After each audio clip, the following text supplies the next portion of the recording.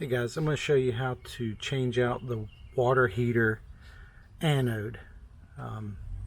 First thing you want to do is, this is your water tank here. There's a little pin there. Open it up, and your anode is this right here. I measured mine and it's a 1 inch.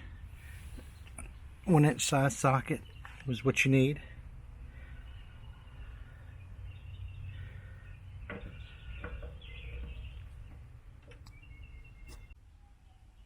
Okay. All you do is loosen this up.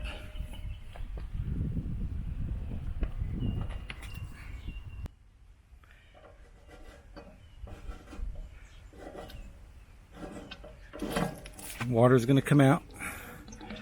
That's your anode. Alright, to empty out your water tank, this is what you're going to do, the same thing, but there's your relief valve up here. Once you pull this, water will pour out fast, like so.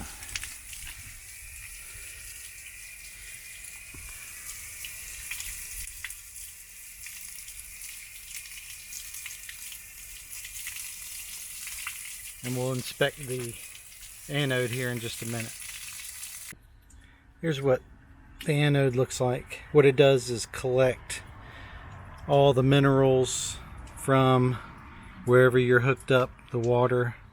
You can see on the end there all the minerals that it has collected. And you want to inspect these once a year. Okay, I wiped down the anode, cleaned it. There was a little bit of minerals on the anode. What the anode does is, when your water tank fills up with water, there's minerals in the water, and the anode attracts those minerals.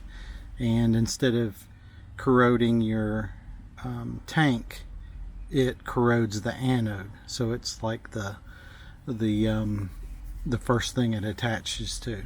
So this is where the anode goes. I cleaned around here really good and sprayed galvanized paint in here.